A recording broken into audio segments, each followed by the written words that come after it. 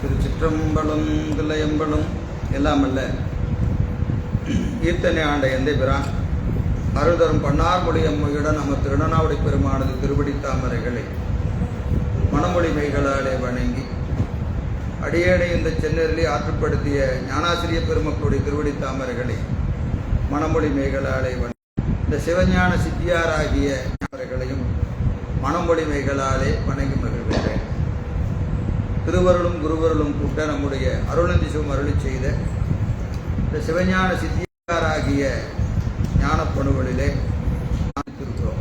இன்று நாம் 113வது பாடலிலே இருந்து இன்றைய சிந்தனையை துவங்க வேண்டும். ஏறத்தாழ நமக்கு 3 மாதமாக வகுப்பு வைப்பதற்கு வாய்ப்பு இல்லாமல் போயிடுச்சு. மேல்பார்வை செய்துவிட்டு நாம் இன்றைய சிந்தனையை துவங்குவோம். நாம் இப்போ இருப்பது 2வது சூத்திரம். உலகளாமாகி வேறாய் உடனுமாய் ஒளியாய் ஓங்கி அலைகளா உயிர்கள் கண்மத்து ஆணையின் அமர்ந்து செல்ல தலைவனாய் அவற்றின் தன்மை தனக்கு எய்தலின்றி நிலவசீர் அமலனாகி நின்றனன் நீங்காது எங்கும். இது நமக்கு அப்படியே சிவஞான போதத்துக்கு போனீங்கன்னா அவையே யாய் தானே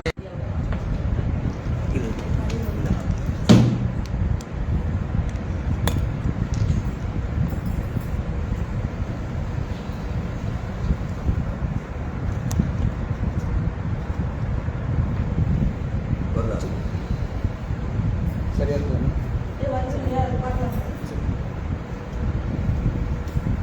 அவையேயாய் தானேயாய் அவையே தானேயாய் ஆணையின் இருவினையின் போக்குவரவுக்குரிய ஆணையின் நீக்கமின்றி நிற்குமென்றே என்பது சிவஞான போதம் 2வது நூற்பா. அது எத்தனை அதிகரணம்? 2வது நூற்பா 4 அதிகரணம். அவையேயாய் தானேயாய் அவையே தானேயாய் என்பது முதல் அதிகரணம். 2வது அதிகரணம் ஆணையின் இருவினையின் என்பது 2வது அதிகரணம். போக்குவரவுக்குரிய என்பது 3வது அதிகரணம். ஆணையின் நீக்கமின்றி நிற்குமென்றே என்பது 4வது அதிகரணம். இப்படி நமக்கு சிவஞான போதம் 2வது நூற்பா 4 அதிகரணங்களாக அமையப்பெற்றிருக்கிறது. அதுபோலவே இங்கே சித்தியாரும் 4 அதிகரணம். உலகளாமாகி வேறாய் உடனுமாய் ஒளியாய் ஓங்கி என்பது முதல் அதிகரணம். அத்துவிதத்தை சொல்லக்கூடிய அதிகரணம். ஒன்றாய் வேறாய் உடனாய் என்று 3 நிலையையும் காட்டக்கூடியது முதல் அதிகரணம். 2வது அதிகரணம் அலைகளா உயிர்கள் கண்மத்து ஆணையின் அமர்ந்து செல்ல.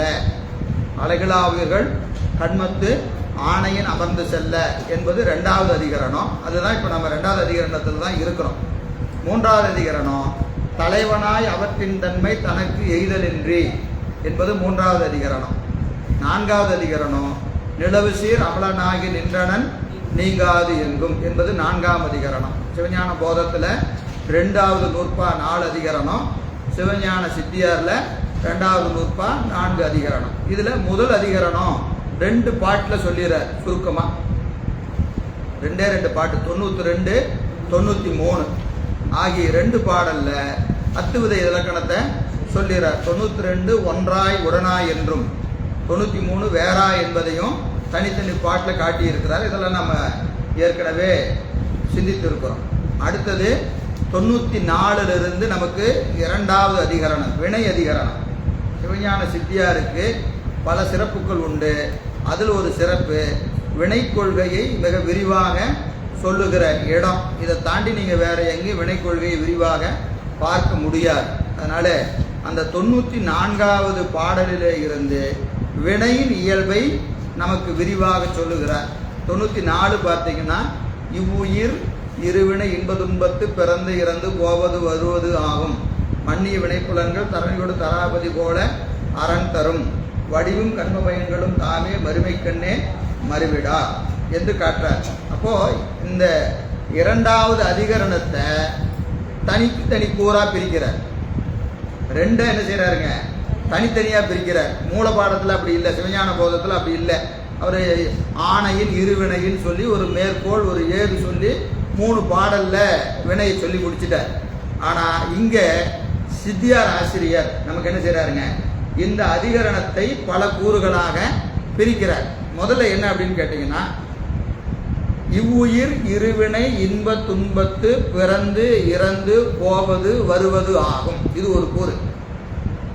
உயிர் வினைக்கு தக்கவாறு பிறந்து இறந்து சொர்க்க நரகங்களுக்கு, சொர்க்கத்துக்கும் நரகத்துக்கும் போய் மீள பிறந்து வரும். பிறக்கும் இறக்கும், பிறப்புக்கும் இறப்புக்கும் இடையே என்ன செய்யும்? சொர்க்கத்துக்கு போகும், நரகத்துக்கு போகும். இங்கே ஈட்டிய வினைக்கு தக்கவாறு அங்கே இன்பத்தை நுகர்வதற்கு சொர்க்கத்துக்கும், பாவத்தை நுகர்வதற்கு நரகத்துக்கும் போகும்.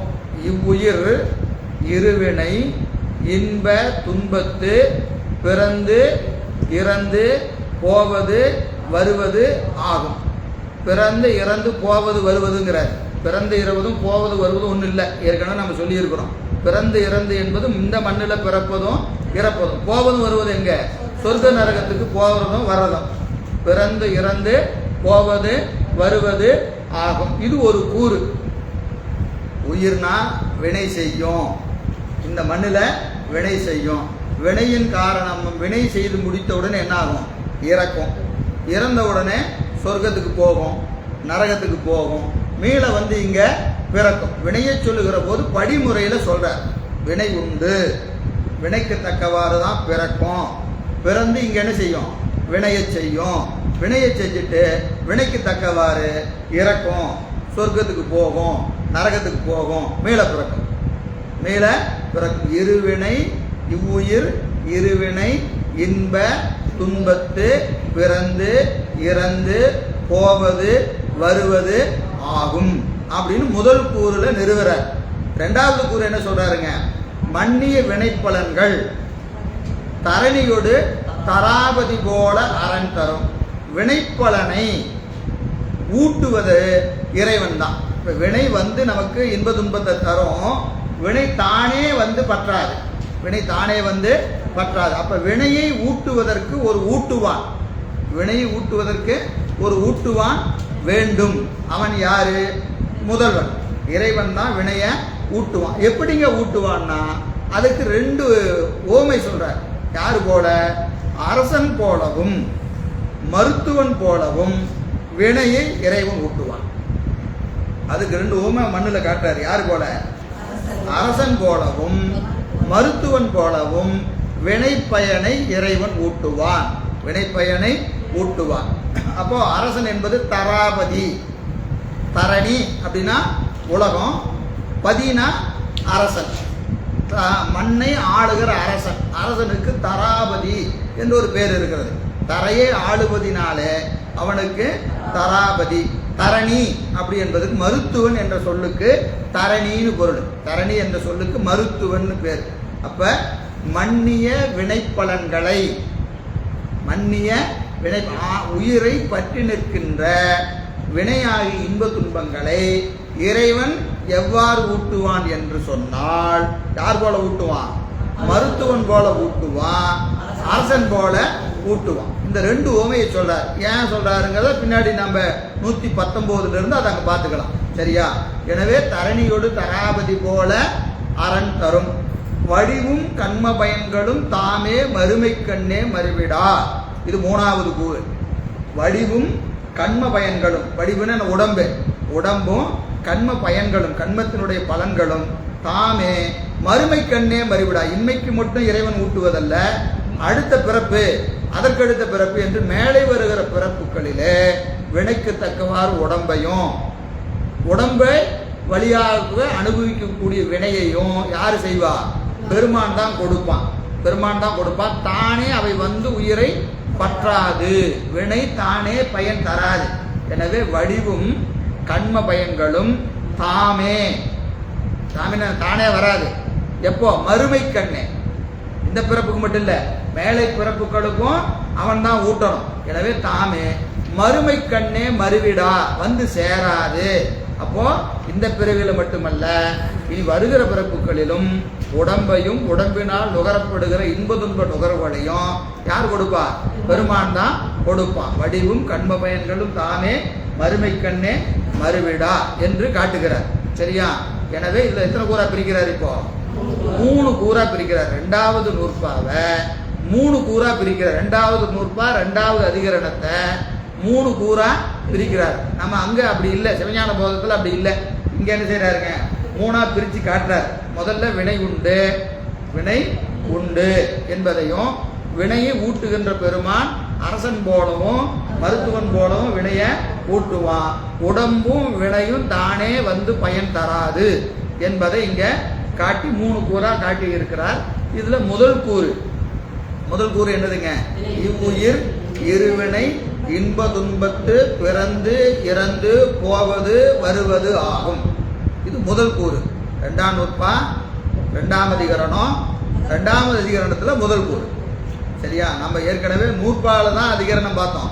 இங்க அதிகரணத்துக்குள்ள ஒரு கூறு அதிகரணத்தை வச்சிருக்கிறார். அதிகரணத்துக்குள்ள ஒரு அதிகரணம் வைத்திருக்கிறார். காரணம் என்ன அப்படின்னு கேட்டீங்கன்னா, நம்ம படிப்படியா விளக்கிட்டு போறது. வினைனா என்னன்னு சொல்லணும், அப்புறம் வினையின் இயல்பு சொல்லணும், வினையை தானே பயன் தராது, அது எப்படி வரும், இது என்ன செய்யறாருங்க, ஒவ்வொரு படியா விளக்கிக்கிட்டே போற. அப்போ 94வது பாட்டு இப்ப நம்ம பார்த்து எத்தனை, 94. இப்ப 95, 96, 97, 98 4 பாட்டு உலகாயதரை மறுத்து வினை உண்டு என்பதை நிறுவுகிறார். முதல்ல வினை உண்டு நிறுவனம். வினை உண்டுன்னு சொல்லுகிற போதே வினை இல்லைன்னு சொல்றவன் யார்? இந்த 24 பேர் இருக்கிறானா இல்லையா? 24 சமயத்துல வினை என்பது இல்லை, வினையும் கிடையாது, ஒண்ணும் கிடையாது, பாவமாவது புண்ணியமாவது ஒண்ணும் கிடையாதுயா அப்படின்னு சொல்றவன் யாரு? உலகாயிரம் தான். உலகாயிரம் தான் வினை இல்லைன்னு சொல்றவன். அதனால முதல்ல என்ன செய்யறதுங்க, அவனுக்கு புரிய வைக்கிறது. ஏன்னா இந்த கொள்கை நிறுவுகிற போது இதற்கு மாற்று கருத்து உடையவர்களை எல்லாம் என்ன செய்யணும், மறுத்துக்கிட்டே வரணும். அப்போ வினை உண்டுன்னு நிறுவனா யார் மறுக்கப்படுகிறா? உலகாயதனை மறுக்கிறாரு. அவனை மறுக்கிறது இல்லைங்க, நம்மளை தான் சொல்றாரு. நமக்கு வினை இருக்கா அப்படின்னு சந்தேகம் வருதா இல்லையா? இன்னும் அது பக்கத்து வீட்டுக்காரனுக்கு பதில் சொல்லிட்டு இருக்கிறான்னு நினைச்சு கூடாது. பதில் நமக்கு தான். ஏன்னா நமக்கு முதல்ல அறிவுல நிக்கணும். ஆமா வினை உண்டு, வினை என்பது உண்டு. ஒவ்வொரு செயலுக்கும் வினைதான் காரணமா நிற்கும். செய்வதற்கும் வினைதான் காரணம், செய்வதும் வினைதான்.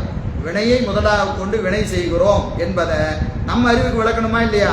அப்ப நம்ம அறிவுக்கு விளக்கணும்னா என்ன செய்யறதுங்க, அவனை சொல்லிக்கிட்டு இருக்கிறது. இப்ப நான் உங்களை திட்டணும்னு என்ன செய்யறது, புஷ்பாமாவை திட்டுறது. உங்களை திட்டினா கோவப்பட்டுக்குவீங்க, புஷ்பாமா நான் சொன்னா கோவப்படாது. அதனால என்ன செய்யறது, ஏமா என்னமா செய்யறீங்க அப்படின்னு திட்டினா உங்களுக்கு என்ன இருக்கும், கருக்குன்னு இருக்கும். நம்மளும் அதை தானே செஞ்சுட்டு இருக்கிறோம், நம்மளை திட்டுனா அப்புறம் இது நமக்கு தானோ அப்படின்னு தோணுதா இல்லையா? அது மாதிரி இப்போ உலகாயிரம் மறுத்து வினைன்னு சொன்னா அது விளவாயிருக்கு தாங்க, நமக்கு இல்லை அப்படிலாம் இல்லை. நம்ம அறிவிலையும் வினை உண்டா, வினை வருமா, செய்யலாமா, இப்படிலாம் சந்தேகம் இருக்கா இல்லையா? இந்த சந்தேகத்தை யார் மேலே ஏற்றி சொல்றது, உலகாயிரம் மேலே ஏற்றி சொல்றது. அதனால இது இருக்கிற கருத்தெல்லாம் முதல்ல நமக்கு தான், எல்லாம் நமக்கு தான். அதை முதல்ல நல்லா ஞாபகத்தில் வச்சுக்கணும். சித்தாந்தத்தில் 24 சமயத்தை எங்கெங்கெல்லாம் மறுக்கிறாரோ அதெல்லாம் யாருக்கு, நமக்கு தான். ஏன்னா படிமுறையில் நமக்கு அந்த இடத்துல போய் நம்ம அறிவு நிற்கும். நம்ம அறிவு போய் அங்கே நிற்கும் போது ஒரு தடுமாற்றம் வரும். அந்த தடுமாற்றம் வராமல் இருக்கிறதுக்காக அந்த கொள்கையை அவர்களுக்கு சொல்லி நிறுவுறது. அதனால அவருடைய கொள்கைன்னு நினைச்சக்கூடாது. இது நம்மளுக்கும் என்ன இருக்கு, வினை செஞ்சா தானே வரும். வினை வந்து என்ன செய்யும், பெருமான் கண்டிப்பா ஊட்டுவாங்கிற ஒரு எண்ணம் இருந்தா நம்ம என்ன செய்வோம், வினை செய்யறதுக்கு அச்சப்படுவோமா இல்லையா? வினை ஆனா நம்ம அச்சப்படுறோமா? எல்லாம் ஒன்றும் அச்சப்படுறதும் இல்லை, அது பாடு செஞ்சுக்கிட்டே தான் இருக்கிறோம். ஏன்னா வினையின் வலிமையை நாம் உணரவில்லை, வினையின் வலிமையை உணரல. அதனால நமக்கு உலகாயிரம் மேலே ஏற்றி சொல்றார். முதல்ல 95, 96 வினை உண்டு அப்படின்னு நிறுவுறார். வினை உண்டுன்னு நிறுவுகிறார். அதெல்லாம் நம்ம ஏற்கனவே பார்த்தோம் இல்லைங்களா? ஏன் இந்த உலகத்துல வினை என்பது ஒன்று உண்டு அப்படின்னு சொன்னா என்ன செய்யணும், உழைச்சவன்லாம் சந்தோஷமா இருக்கணும், உழைக்காதவன்லாம் எப்படி இருக்கணும், கஷ்டப்படணும். ஆனா அப்படி இருக்கா? அப்படிலாம் இல்லை. உழைக்கிறவன் கஷ்டப்படுறான், உழைக்காதவன் சந்தோஷமா இருக்கிறான். என்னையா காரணம்? இப்போ உழைப்புக்கு தக்க ஊதியம்னு சொன்னா கஷ்டப்படுறவன்லாம் எப்படி இருக்கணும், நல்லா இருக்கணும். கஷ்டப்படாதவன் பொருள் இல்லாமல் இருக்கணுமா இல்லையா? ஆனா அப்படியா இருக்கு? அப்படிலாம் இல்லை. நமக்கு கண்ணுக்கு முன்னாடி தெரியுது, நம்ம எவ்வளவோ முயற்சி பண்றோம், நமக்கு அது கை கூடுறது இல்லை. ஆனா ஒருத்தன் பக்கத்துல உட்காந்துட்டு என்ன செய்யறான், ஒன்று மேல படுத்து தூங்கலாம், சந்தோஷமா இருக்கிறான். நமக்குள்ள கேள்வி அதுதான், அவன்லாம் நல்லா இருக்கிறாங்க, அவனெல்லாம் நல்லா இருக்கிறான், நான் எவ்வளவு கஷ்டப்படுறேனே. அப்படின்னா இது நமக்கு இப்போ கண்ணுக்கு தெரியாம ஏதோ ஒன்று இதனை செயல்படுத்தி கொண்டு இருக்கிறது. அப்ப அதுக்கு பேர் என்னது? வினைன்னு பேர். வினைன்னு பேர். அப்ப 96, 95, 96 ரெண்டு பாடல்ல உலகாயுத மறுத்து வினை உண்டுன்னு சொல்ற பாட்டையெல்லாம் விதிக்கல. ஏன்னா நம்ம 112க்கு போகணும். சரி, இதெல்லாம் ஏற்கனவே படித்த விஷயம்தான். அப்புறம் அடுத்த ஒரு கேள்வி கேட்குறாங்க. என்னது? முயற்சி திருவினையாக்கும், முயற்றின்மை இன்மையே புகுத்துவிடும் என்னும் குறளுக்கு ஏற்ப எழும் மன எழுச்சிக்கு பயன் இல்லையோ? மேற்கோள் எங்கிருந்து எடுக்கிறாரு? திருக்குறள் இருந்து எடுக்கிறார். ஏன்னா திருக்குறள்ல சொல்றாரு, முயற்சி திருவினையாக்கும், முயற்றின்மை இன்மையே புகுத்துவிடும். அதாவது முயற்சி செஞ்சா முயற்சிக்கு உண்டான பயன் உண்டு, முயற்சி இல்லைன்னா ஒன்றும் கிடைக்காதுன்னு வள்ளுவர் சொல்றாரா இல்லையா? அப்போ வள்ளுவரை நீங்க மறுக்கிறீங்களா? என்ன கேட்குற? வள்ளுவரையே நீங்க மறுக்கிறீங்களா? ஏன்னா முயற்சி செஞ்சா வினை இருந்தாதான் வரும்னு சொன்னா அப்போ வள்ளுவர் சொன்னது தப்பா? புரியுதா இல்லையாமா? முயற்சி செஞ்சா பயன் உண்டுன்னு யார் சொல்றா? வள்ளுவர் சொல்றாரு. ஆனா நீங்க என்ன சொல்றீங்க? வினை இருந்தாதான் பயன் கிடைக்கும்னு சொல்றீங்க. வினை இருந்தாதான் பயன் கிடைக்கும்னு சொல்றீங்களே. அப்போ வள்ளுவர் கருத்தை சித்தாந்தம் மறுக்கிறதோ அப்படின்னு ஒரு கேள்வி கேட்டு அதுக்கு சொல்றாரு, இல்லையா, முயற்சி செய்வதற்கு ஒரு வினை வேண்டும், முயற்சி செய்வதற்கே ஒரு வினை வேண்டும். அப்புறம் அந்த வினைக்கு பயன் கொடுப்பதற்கு ஒரு வினை வேண்டும், முயற்சிப்பதற்கு ஒரு வினை வேண்டும். அதன் மேல என்ன ஆகணும்? அந்த வினைக்கு பயன் என்ன கொடுப்பதற்கும் ஒரு வினை வேண்டும். சரிங்களா? அதனாலதான் புதையல் கிடைச்சவங்க கூட இருக்கிறான். புதையல் கிடைச்சவனுக்கு என்ன ஆகுது? அவன் என்னையா முயற்சி செஞ்சான்? அவன் செஞ்ச முயற்சி என்னது? வீட்டுல அஸ்திவாரம் தோண்டினான், வீடு கட்டுறதுக்கு அஸ்திவாரம் தோண்டினான். அப்ப அவன் முயற்சி எவ்வளவு இருக்கு? அஸ்திவாரம் தோன்ற அளவுக்கு தான் அவன் செஞ்சிருக்கிறான். முயற்சி அவ்வளவுதான் இருக்கு. ஆனா உள்ள என்ன வந்துருச்சு? புதையல் வந்துருச்சு. இதே ஊரு பூரா அத்தனை பேருக்கு அஸ்திவாரம் தோண்டி இருக்கிறான். ஊரு பூரா தோன்றானா இல்லையா? எல்லாத்துக்கும் புதையல் வந்துருச்சா? அப்ப இவனுக்கு மட்டும் ஏன் வருது? அவனுக்கு வினை இருக்கிறது. அதனால சிறிய முயற்சியிலே பெரிய பயன் விளைந்திருக்கிறது. சில பேருக்கு பெரிய முயற்சியில சிறிய பயன் விளையும். ஆனா முயற்சிக்கு தக்க ஒரு கொஞ்சமாவது பயன் இருக்கும், கொஞ்சம் பயன் இருக்கும். ஆனா முயற்சிக்கு தக்க பயன் கிடைக்குமா அப்படின்னு கேட்டா கிடைக்காது, எல்லாருக்கும் கிடைக்காது. அப்போ முயற்சி என்பதற்கும் என்ன வேண்டும்? ஒரு வினை வேண்டும் என்பதை 97, 98 ரெண்டு பாட்டுல சொல்றாரு. ஆக மொத்தம் 4 பாடல் என்ன செஞ்சிட்டாரு? வினை உண்டு, வினை உண்டு. நல்லா ஞாபகம் வச்சுக்கணும். சித்தியார்ல ஒரு கொள்கையை நிறுவனா அந்த கொள்கையை ஏற்றுக்கொண்டாதான் அடுத்த பாட்டு.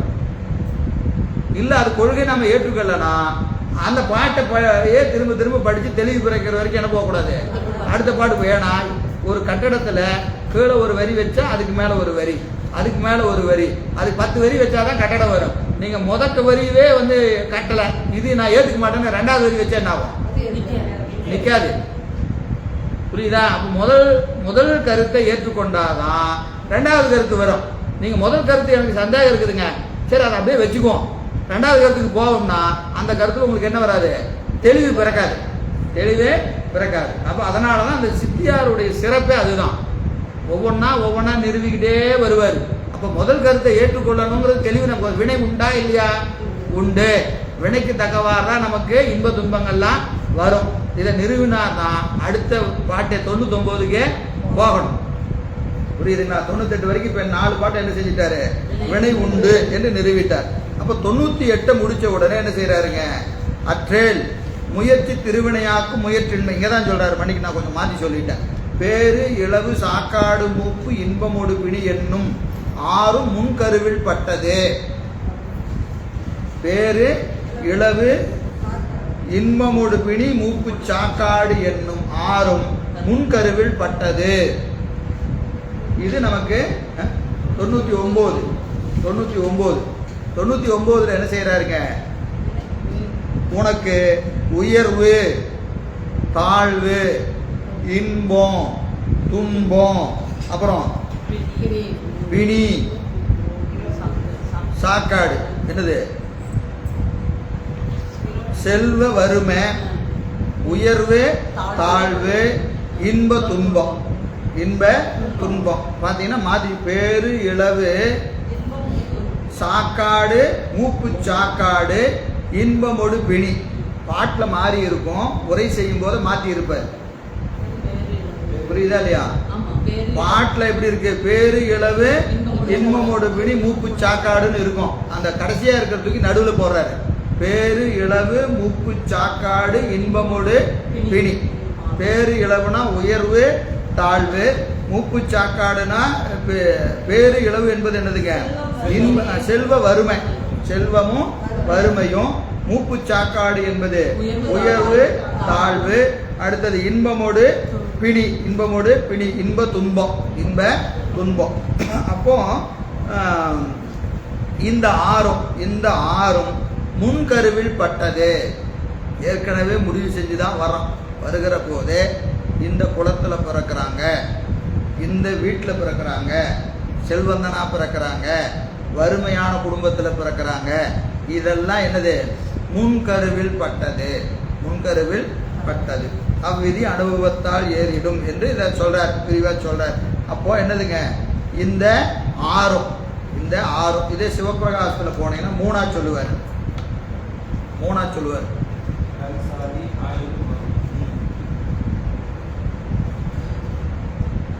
நல் சாதி ஆயில் போக கடன்.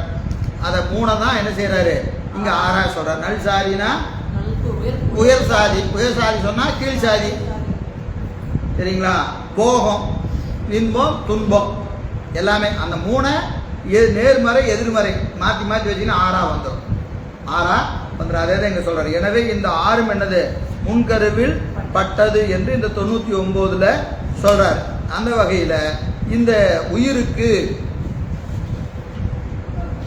முயற்சிக்கு ஏற்ப அனுபவம் நிகழும். அதாவது கண்மத்திற்கு தக்கவாறு முயற்சி வரும்னு சொன்னா, அம்முயற்சி வினையாதல் யாங்கனம்.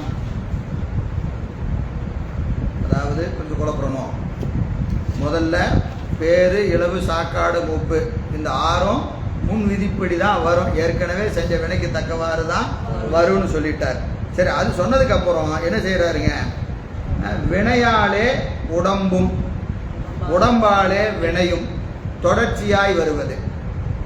வினையாலே உடம்பும் உடம்பாலே வினையும். இந்த ஆறும் வினைக்கு தக்கவாறு தான் வரும். வினைக்கு தக்கவாறு நாம பிறப்போம். இப்ப இந்த பிறப்பு எதனால் வந்தது? வினையால வந்தது. இங்க வந்தாச்சு, உடம்பு எடுத்து வந்தாச்சு. இங்க வந்து என்ன செய்ய போறோம்? வினை செய்ய போறோம். இந்த வினை என்ன ஆகும்? அடுத்த பிறவிக்கு வித்தாகும்.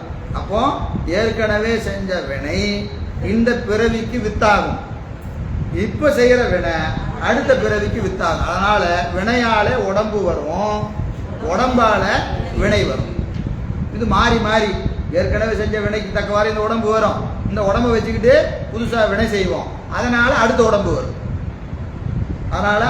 வரும். எனவே இது மாறி மாறி வினையால உடம்பு, உடம்பால வினை, அந்த வினையால உடம்பு, அந்த உடம்பால வினை, இப்படி மாறி மாறி வந்து கொண்டே இருக்கும் என்பதை எதுல செய்யறாருங்க? 100வது பாட்டுல சொல்றாரு. அப்ப அடுத்த 101ல என்ன சொல்றாரு அப்படின்னா, எங்க வினைக்கு தக்கவாறு தான் முயற்சி வரும்னு சொன்னா, அம்முயற்சி வினையாதல் யாங்கனம்.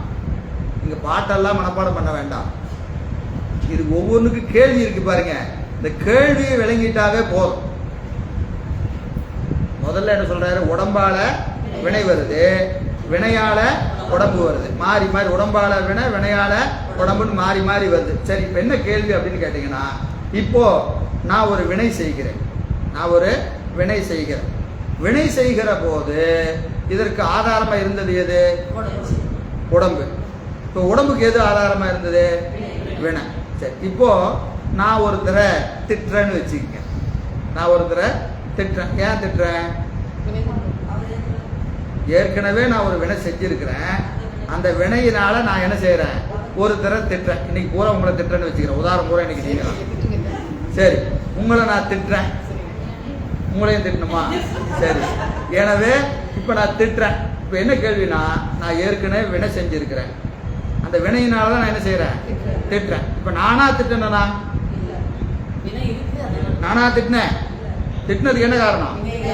வினைதான காரணம். அப்போ ஏற்கனவே செஞ்ச வினையினால நான் உங்களை திட்டுனா, அது எப்படிங்க புது வினைக்கு காரணமாகும்? நானா காரணம் வினைக்கு? இப்போ நான் திட்டினதுக்கு நான் காரணமா? முதல்ல இப்போ நல்லா புரிஞ்சுக்கங்க. இப்போ நான் திட்டினதுக்கு நான் காரணமா வினை காரணம்? வினை தானே காரணம். வினையினால தான் நான் திட்டி இருக்கிறேன்னா புதுசாக எனக்கு ஏன் வினை வரணும்? இப்போ நான் இன்னொன்று சொல்கிறேன், இன்னொரு உதாரணம் சொன்னால் தெரியும். இப்போது அங்கே ஒருத்தர் நின்றுட்டு இருக்கிறார், நான் அவங்கள கூப்பிட்டு அவனை போய் ஓங்கி ஒரு அரைன்னு சொல்கிறேன். நீங்கள் எப்பவுமே என் பேச்சை தரமாட்டீங்க, அப்படி தானே?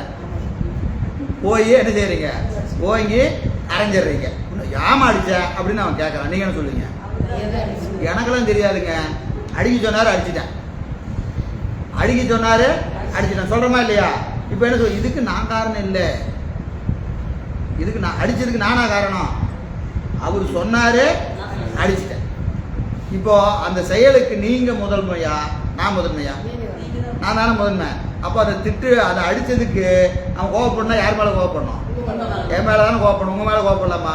கோவப்பட நீங்க என்ன சொல்லுவீங்க? ஐயோ என்னையா சொல்ற, அவர் சொன்னாரு நான் செஞ்சுட்டேன். நீ ஏதாவது சொல்லணும்னா அவர்கிட்ட போய் சொல்லு. அடிக்கணும்னாலும் அவரை அடி, பாராட்டினாலும் அவரை போய் பாராட்டு. எதா இருந்தாலும் அவரு தான் காரணம்னு சொல்லுவோமா இல்லையா?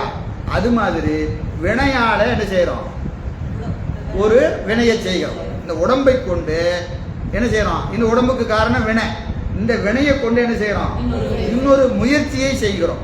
முயற்சியை செய்கிறோம், அதாவது வினையாலே முயற்சி செய்கிறோம். ஏன்னா ஏற்கனவே சொல்லிட்டீங்க, முயற்சி செய்வதற்கும் வினை வேண்டும். போன பாட்டை சொன்னமா இல்லையா? ஒரு முயற்சி செய்யணும்னா அதுக்கு என்ன வேணும்? வினை வேண்டும். அப்போ வினைக்கு தக்கவாறு முயற்சி நடக்கும்னு சொன்னா அந்த முயற்சி ஏன் புதிய வினையா வருது? புரியுதா இல்லைங்களா? கேள்வி புரியுதா? கேள்வி புரிஞ்சாதான் பதில் புரியும். கேள்வி முதல்ல புரியணும். வினையாலே முயற்சி வரும் என்னில் முயற்சி வினையாதல் யாங்கனம் ஏயா வருது அப்படின்னு கேட்டா அதுதான் இங்க சொல்றாரு. உலகத்துல ஒரு பொருள் இருக்கு. இப்போ கொய்யாக்கா இருக்கு, கொய்யாக்கா இருக்கா இல்லையா? கொய்யாக்கா சாப்பிட்டீங்கன்னா அது ரெண்டு பயன் உண்டு. என்ன தெரியுமா? சாப்பிட்ட பயன் உண்டு.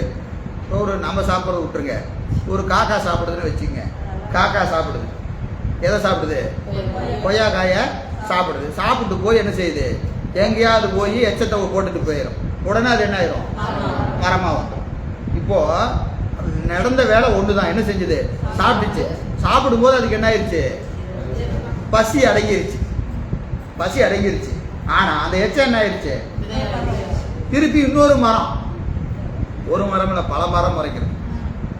ஒரு ஒரு ஒரு கொய்யாக்காயை சாப்பிட்டு அது எங்கெல்லாம் போய் எச்சம் போடுதோ அங்கெல்லாம் என்ன வரும்? மரம் முளைக்குதா இல்லையா?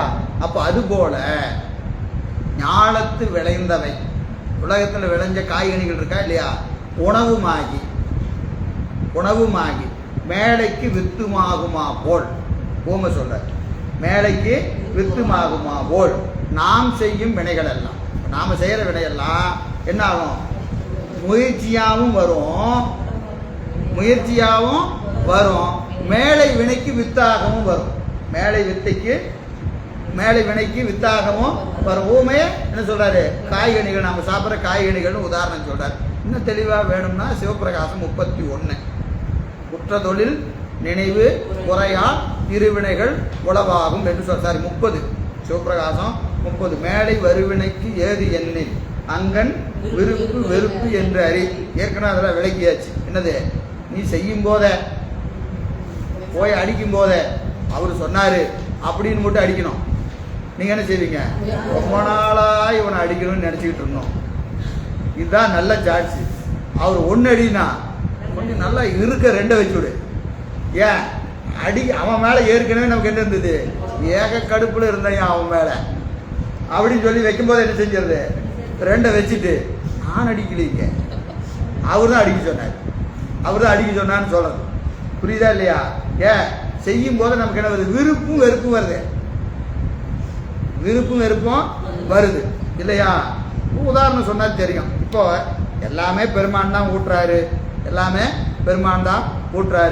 வினையும் பெருமான் தான் ஊட்டுறாரு. அப்படின்னா நமக்கு ஏங்க வினைவது? இப்போ 2-3 நாளைக்கு ஒரு அன்பர் கேட்டாங்க இந்த கேள்வியை. அதுக்கு இதுதான் சொன்னோம். என்ன அப்படின்னு கேட்டீங்கன்னா, ஐயாம்மா நீங்கள் வினை இறைவன் வினையை ஊட்டுறாருன்னு சொன்னால் நான் செய்கிறது எனக்கு ஏன் வினையாக வருது? எனக்கு ஏன் வினையாவது. சரி, அதெல்லாம் கரெக்டு தான். இப்போ நாவுக்கரசு பெருமானுக்கு நஞ்சு கலந்த பாலை கொண்டு போய் கொடுத்தாங்க. நஞ்சு கலந்த பாலை கொடுத்தாங்க. அவர் என்ன நினைச்சாரு?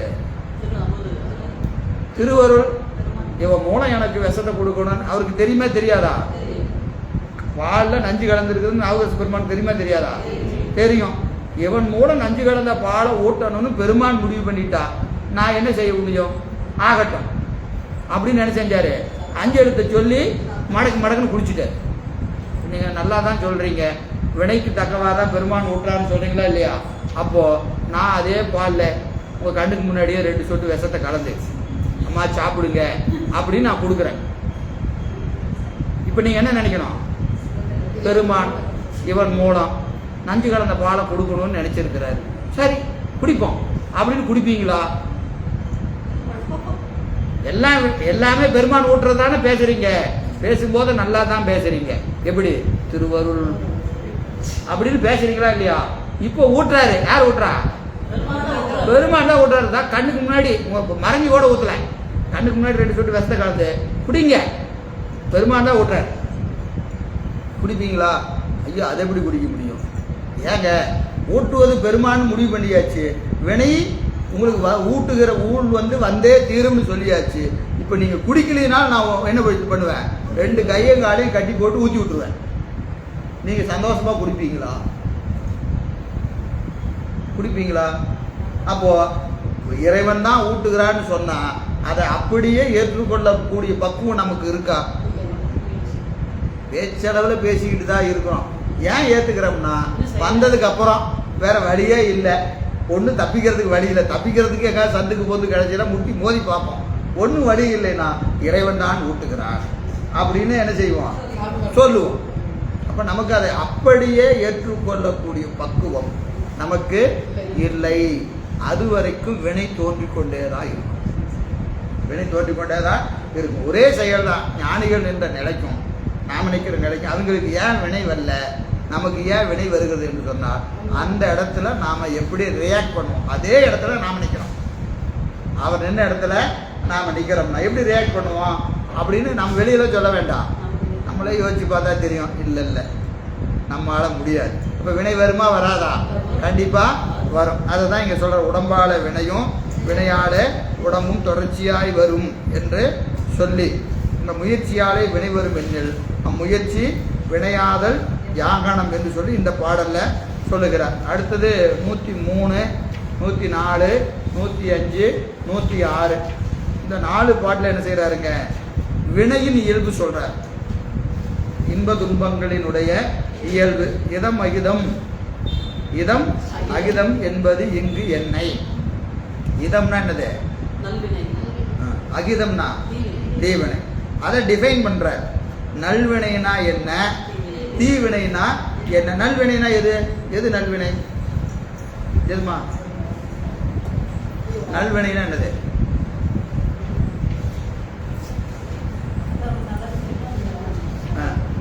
மற்றவங்களுக்கு நல்லது செஞ்சா நல்வினை, மற்றவங்களுக்கு கெட்டது செஞ்சா தீவினை. இது பொதுவாக நம்ம சொல்லிட்டு இருக்கிறோம். ஆனா அழகா சொல்றாரு நல்வினைனா எது, தீவினை. இப்போ ஒரு வாத்தியாரு பையனை படர போட்டு பிச்சு அடிச்சு உதைச்சு தள்ளுறாரு. அவன் ஐயோ அம்மானு கதறி ஓடுறான். வாதியாருக்கு நல்வினை வருமா தீவினை வருமா? அந்த உயிர் துன்பப்படுதா இல்லையா? பையன் துன்பப்படுறான். இப்போ வாதியார் என்ன செய்யறாரு? அடிக்கிறார். அவருக்கு நல்வினை வருமா தீவினை வருமா?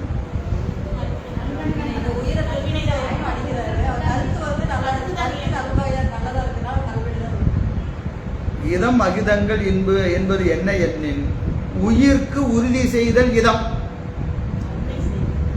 உயிருக்கு உறுதி செய்தல் இதம், மற்றது செய்யாமை அகிதம்.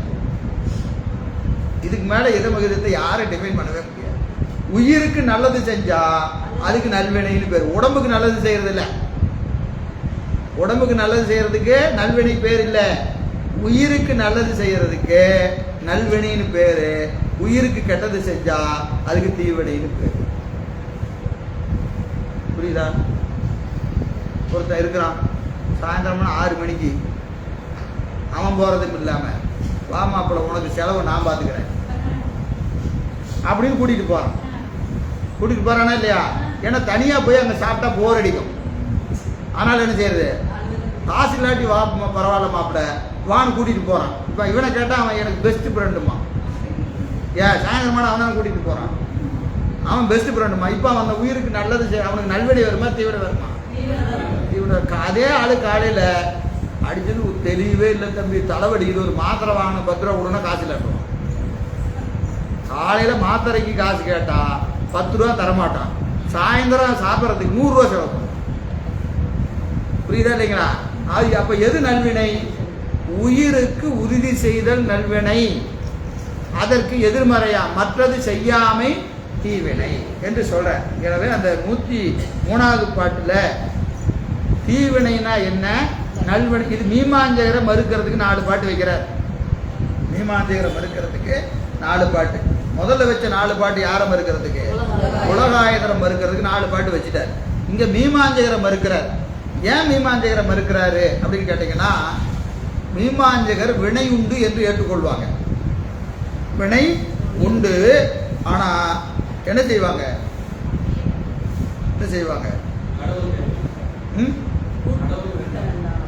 வினை தானே பயன் தரும், கடவுள் வேண்டாம். கடவுள்லாம் ஓட்ட மாட்டாருங்க. வினை தானே பயன் தரும், வேள்வியே பயன் தரும் என்பது மீமாஞ்சகர் கருத்து. அதனால வினை உண்டுன்னு நிறுவனம்னு அடுத்த கேள்வி, வினை தானே பயன் தருமோ அப்படின்னு ஒரு சந்தேகம் வருதா இல்லையா? அது இப்போ இதே ஆட்டு போய் எடுக்கிறாரு. மீமாஞ்சகரை மறுத்து வினை தானே பயன் தராது அப்படின்னு சொல்ல வரணும். அப்போ வினைனா என்ன, நல்வினைனா என்ன, தீவினைனா என்னன்னு முத பாட்டில் சொல்றார். 103ல் நல்வினை என்பது உயிருக்கு உறுதி செய்தல், தீவினை என்பது உயிருக்கு என்னது, உயிருக்கு தீமை செய்தலுக்கு தீவினைன்னு பேருன்னு 103ல் சொல்லிட்டார். 104ல் இந்த உயிர் செய்கின்ற நல்வினையையும் தீவினையையும் இறைவன் ஏற்றுக்கொண்டு, அந்த நல்வினை தீவினை யார் ஏற்றுக்கிறா? பெருமான் ஏற்றுக்கொண்டு, பிறகு என்ன செய்வான்? நல்வினைக்கு பயனாக இன்பத்தையும் தீவினைக்கு பயனாக துன்பத்தையும் அந்த பிறவியிலையோ அடுத்த பிறவியிலையோ மேலே எப்போ வேணாலும் ஊட்டுவான், எப்போ வேணாலும் ஊட்டுவான். அது சரிங்க. இப்போ இறைவன் உயிர்கள் செய்கிற நல்வினையையும் தீவினையும் தானே ஏற்றுக்கொண்டு பிறகு அதை ஊட்டுவதனால இது எதுக்கு அவன் செய்யணும்? இவனுக்கு இதனால என்ன பயன்? இறைவனுக்கு இதனால என்ன பயன் என்று கேட்டால், உயிர்க்கு வைத்த நேசத்தால், உயிர் மேல அவன் கருணை கொண்டிருப்பதனால அவன் என்ன செய்யறானுங்க, இந்த வேலையை செஞ்சிட்டு இருக்கிறான். இதனால அவனுக்கு ஏதாவது பிரயோஜனம் உண்டா? ஒரு பிரயோஜனம் இல்லை. எந்த பலனும் கருதாம பிற உயிருக்கு செய்கிற அந்த அன்பு இருக்கா இல்லைங்களா, அதுக்கு தான் என்ன பேரு? கருணைன்னு பேரு. கருணை என்பது பயன் கருதாது பிற உயிர்கள் மேல் வைக்கின்ற நேசம். அந்த நேசத்துக்கு தான் என்ன பேரு? கருணைன்னு பேர். அதான் இந்த பாட்டில் சொல்ல, இறைவன் இங்கு இதம் அகிதங்கள் ஏற்பது என்னை. இந்த ஆன்மா செஞ்ச நல்வினையையும் தீவினையையும் இறைவன் என்ன செய்யறான்? ஏற்றுக்கொள்வதற்கு காரணம் என்ன? ஏற்றுக்கொள்வதற்கு காரணம் என்ன அப்படின்னு கேட்டா, நிறைபரன் உயிர்க்கு வைத்த நேசத்தின் நிலைமையாகும். நிறைபரனாகிய நிறைந்த ஞானத்தை உடைய மேலான பரம்பொருள் உயிர்கள் மேல் வைத்திருக்கிற கருணை தான் காரணம். கருணை தான் காரணம். எனவே என்ன செய்வான்? அறமளி இதம் செய்வார்க்கு அணுக்கரகத்தை வைப்பன். அறத்தின் வழியாக நின்று உயிர்களுக்கு நல்வினையை செய்பவர்களுக்கு என்ன செய்வான்? அணுக்கரகம், அருள் செய்வான், அறக்கருணை செய்வான். அறக்கருணை செய்வான். மரமளி அகிதம் செய்வாருக்கு என்ன செய்வான்? நிக்கரகத்தை வைப்பன். அது அணுக்கரகம், இது நிக்கரகம். நீ என்பது எதிர்மறை சொல்லு. அப்போ அங்க கருணை அறக்கருணை காட்டுற பெருமான் இங்க என்ன செய்வான்? மரக்கருணையை காட்டுவான். மரக்கருணையை காட்டுவான் இந்த பாடல்ல சொல்ற. அடுத்த பாடல்ல தந்தைதாய் பெற்ற தத்தம் புதல்வர்கள் தம் சொல் நிக்கிரகங்கள் தானும் ஈசன் செய்வது நேசத்தால், அக்கிரமத்தினாலே குற்றம் தீர்த்து அடித்து அச்சம் பண்ணி, இக்கிரமத்தினாலே அறம் ஏற்றடி என்பன், எக்கிரமத்தினாலும் இறை செயல் என்றும் அருளே. அவன் எதற்கு செய்யறானுங்க? அக்கிரமத்தினாலே. அக்கிரமத்தினாலே என்னது? அக்கிரமமா பெருமான் செய்யறாயா? அப்படியா? அக்கிரமம் செய்யறது யாரு? நாம தான் செய்யறோம் அக்கிரமம் இல்லையா? அப்போ அக்கிரகம் அவன் என்ன செய்யறாங்க? நிக்கிரகங்கள் தானும் செய்வதே நேசத்தால். நிக்கிரம் என்பதற்கு என்ன பொருள்? மரக்கருணை. நிக்கிரமம் என்பது மரக்கருணை. சரியா? அந்த மரக்கருணை செய்வதற்கு காரணம் என்னது? நேசம் தான். இவர்கள் மேல் வைத்திருக்க கருணை தான். அக்கிரமத்தினால. அக்கிரமத்தினால என்னது?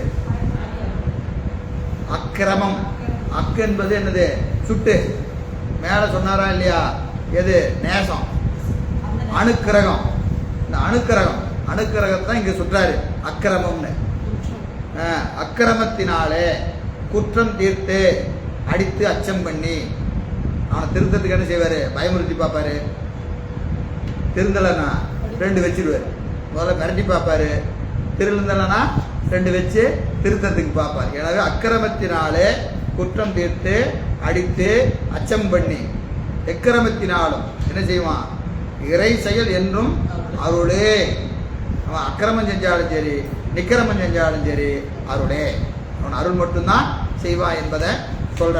அடுத்த பாடல்ல இது நமக்கு தெரிஞ்ச பாடல். தந்தைதாய் பெற்ற தத்தம் புதல்வர்கள் தம் சொல் ஆற்றின் வந்துடா விடின் குறிக்கு வளாரினால் அடித்து தீய பந்தமும் விடுவர் பார்த்துடின் எல்லாம் வருவே ஆகும். தந்தையும் தாயும் குழந்தை மேலே வச்சிருக்கிற பாசத்தினால என்ன செய்வாங்க? அடிச்சு புளியங்கொம்பால் அடிச்சு வளாரினால் உருக்கி தீய பந்தமும் விடுவர் என்ன செய்வாங்க? கட்டி வச்சிருவாங்க. குழந்தைய வெளியே போகாமல் இருக்கிறதுக்கு கட்டி வைப்பாங்க, அடிப்பாங்க. இதெல்லாம் எதனால?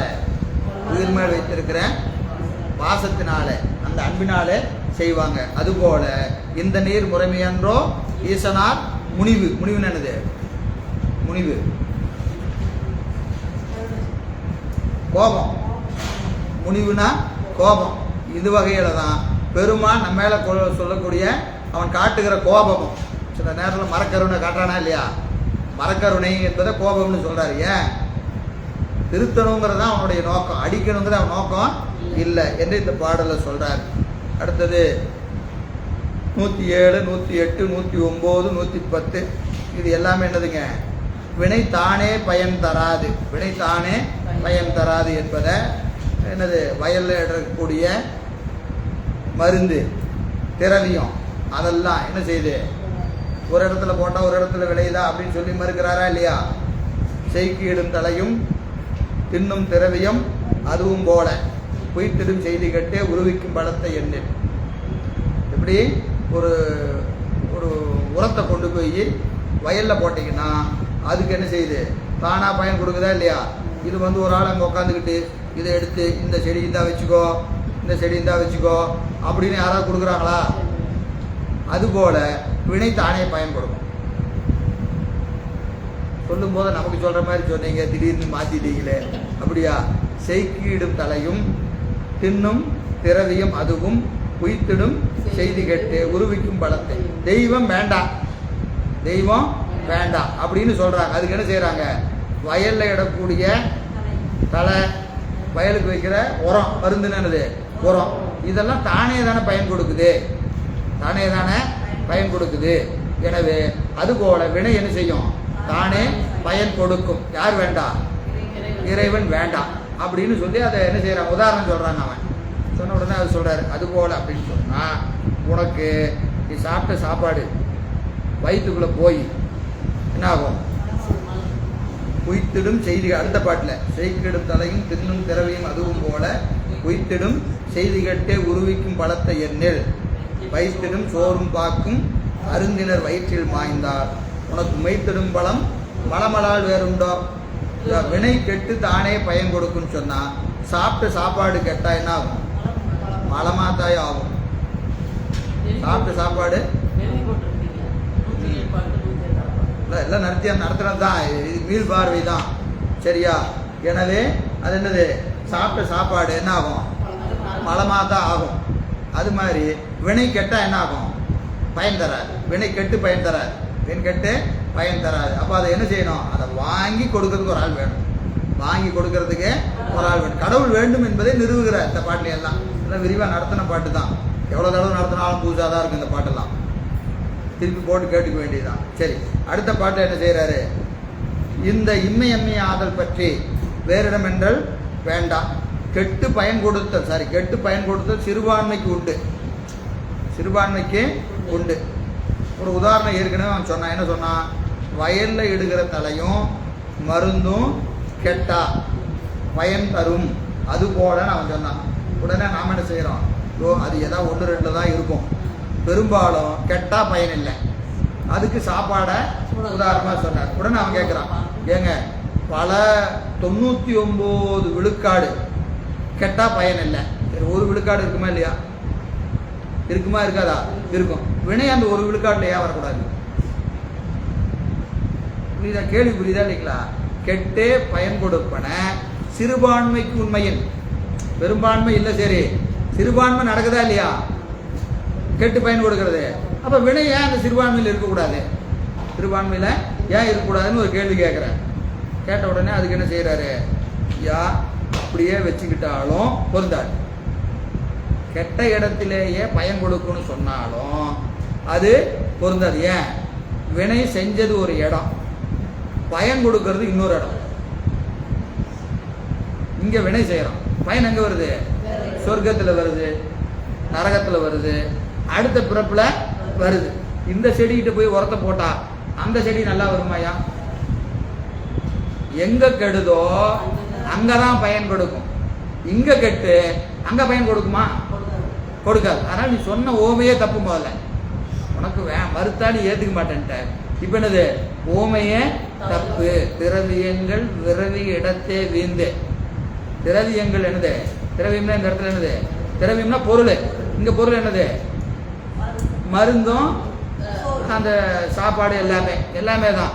கெட்ட இடத்துல பயன் கொடுக்குமே அன்று ஒரு இடத்துல கெட்டு இன்னொரு இடத்துல பயன் கொடுக்காது. எனவே இது ஓம பொருந்தாதுன்னு இந்த பாட்டுல சொல்ற. அப்புறம் என்ன செய்யற? இல்ல அவன் சொல்றான், இல்ல கெட்டு புத்தி தத்துவத்துல போய் நிற்கும். வினை எங்க இருக்கும்? புத்தி தத்துவத்துல போய் இருக்கும். புத்தி தத்துவத்தில் இருக்கிறதுனால அடுத்த பிறவிக்கு வருவோம். புத்தி தத்துவம் அங்கதானே இருக்கு, அந்த ஆன்மா போலதான் இருக்கு. அங்கிருந்து பயன் கொடுக்கும், அங்கிருந்து பயன் கொடுக்கும் என்று அடுத்த பாட்டுல சொல்றாரு. அப்படின்னா சொர்க்க நரகம் எல்லாம் புத்தியில இருக்குதாயா அப்படின்னு கேட்கிறாரு. சொர்க்க நரகம் எல்லாம் புத்தியில இருக்குதா அப்படின்னு சொல்லி அடுத்த பாட்டுல மறுக்கிறாரு. இதெல்லாம் ரொம்ப விரிவா நம்ம போன வகுப்புல நடத்தணும். சரிங்களா? எனவே உலகு என்ன செய்யறாருங்க? 111 அடுத்த பாட்டுல.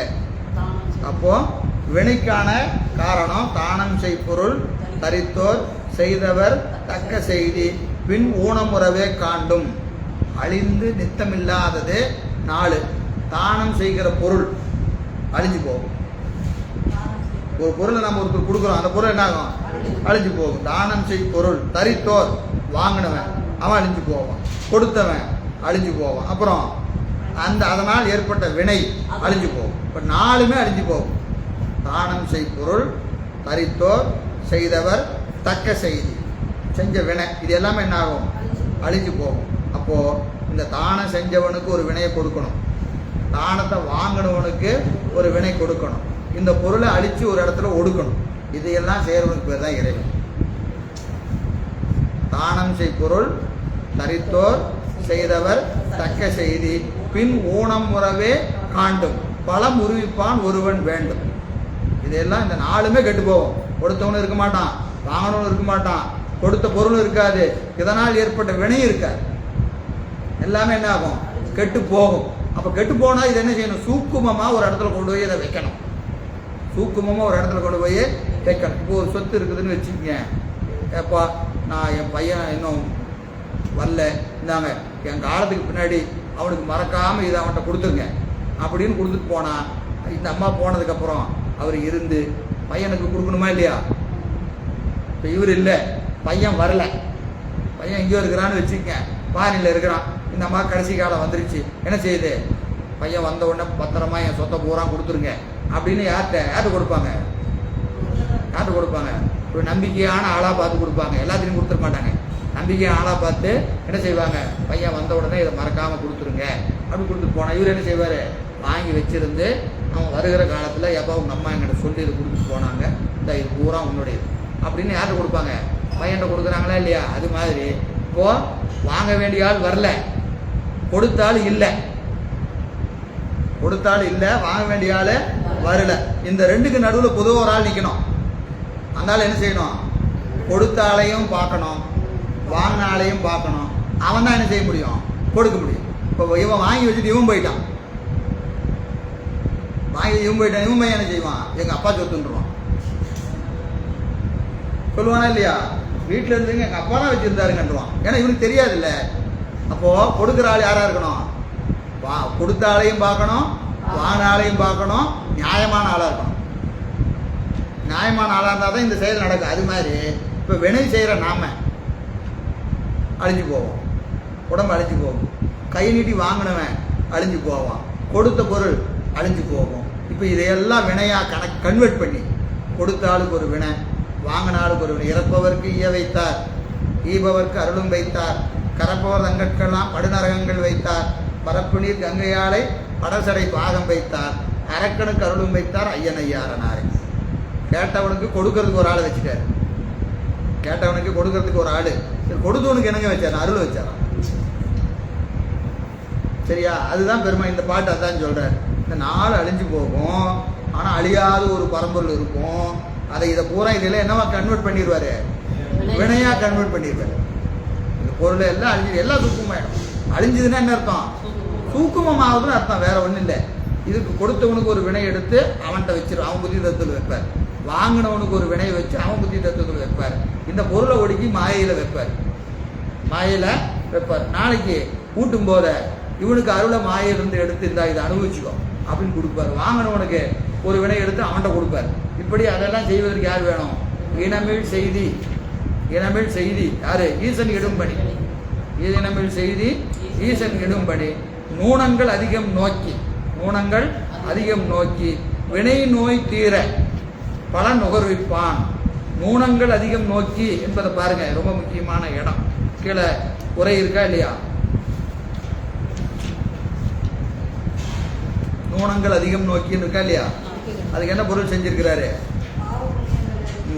பாவ புண்ணியங்களை அறிந்து, பாவ புண்ணியங்களை அறிந்து. பாட்டு எத்தனாவது பாட்டு? 111. 111ல நூனங்கள் அதிகம் ஆதல் நோக்கி வினை நோய் தீர பலன் நுகர்விப்பான். வினையாகிய நோய் தீரும் பொருட்டு செய்த பாவ புண்ணியங்களுக்கு ஏற்ப வினைப்பயனை இறைவன் ஊட்டுவான், இறைவன் ஊட்டுவான் என்று சொல்றார். சரி, எனவே இப்ப வினை நடக்கணும்னா வினைக்கு என்ன வேணும்? 7 காரணங்கள் கூடிதான் ஒரு வினை நடக்கும். ஒரு வினைன்னு சொன்னா வினைக்கு எல்லா வினையிலும் 7 காரணம். பேசணும்னா 7 காரணம் வேணும், கேட்கணும்னா 7 காரணம் வேணும், கொடுக்கணும்னா 7 காரணம் வேணும், வாங்கணும்னா 7 காரணம் வேணும். எல்லாத்துக்கும் என்ன வேணும்? 7 காரணம் வேணும். அதான் இங்க சொல்றாரு. உலகு, உடல், கரணம், காலம், உருபலன், நியதி, செய்தி. உலகு, உலகு என்னது? வினை செய்வதற்கு முதல் என்ன வேணும்? உலகம் வேணும். இங்க இருந்தா தானே செய்ய முடியும். எங்க இருக்கிறோமோ அதுக்கான வினை வேணும். இன்பத்தை நுகரத்துக்கு சொர்க்கத்துக்கு போனால் சொர்க்கம்னு ஒரு இடம் வேணும். துன்பத்தை நுகர்றதுக்கு இதுக்கு நரகம். ரெண்டையும் நுகர்றதுக்கு இங்கே தான் ரெண்டையும் நுகரலாம். சொர்க்கத்துக்கு போய் துன்பத்தை கேட்டீங்கன்னா கிடைக்காது, நரகத்துக்கு போய் இன்பத்தை கேட்டீங்கன்னா கிடைக்காது. சொர்க்க நரகமும் எனக்கு ஒட்டுக்கா வேணும்னா எங்கே வரணும்? இங்கே தான் வரணும். ரெண்டோட காம்பினேஷன் எங்கே இருக்குது? இங்கே தான் இருக்குது. சரியா? இன்பத்தையும் நுகரலாம், துன்பத்தையும் நுகரலாம். Choice is yours. எதை நுகரணுங்கிறது யார் கையில் இருக்கு? எங்கள் கையில் இல்லைன்னு சொன்னீங்க அப்படின்னா ஏற்கனவே செஞ்சு வச்சுருந்தா, நல்லதை செஞ்சு வச்சுருந்தா இங்கே வரும், நல்லது செய்யலைன்னா வராது. சரியா? உலகு, அப்புறம் உடல், வினை செய்வதற்கு என்ன வேணும்? உடம்பு வேணும். அப்புறம் கரணம், அந்த கரணங்கள் முதலாகிய இது நமக்கு மாயை, அந்த கரணம், உள்ள அந்த கரணம், எல்லா கரணம்னாவே 2 சேர்ந்தது தான் கரணம்.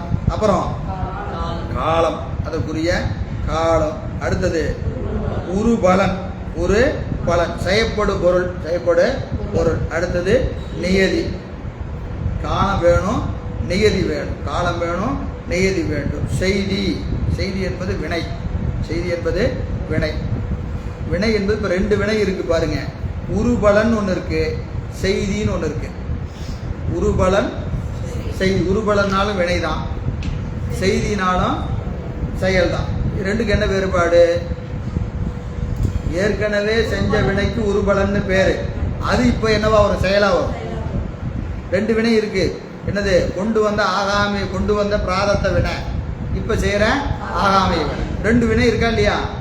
அதுதான் இங்க உருபலன் என்பது பிராரத்த வினை, செய்தி என்பது ஆகாமிய வினை. அந்த முயற்சி, செய்கிற முயற்சி. எனவே இந்த 7 காரணம் வேணும். உலகு வேணும், உடல் வேணும், கரணம் வேணும், உருபலன், காலம், நியதி, செய்தி. பல இவை கொண்டு ஆகிய 7 கொண்டு கண்மம் பண்ணுவது உண்பது ஆனால். அது என்ன? கண்மம் பண்ணுவது உண்பது. பண்ணுவதுன்னா என்ன? உண்பதுன்னா என்ன?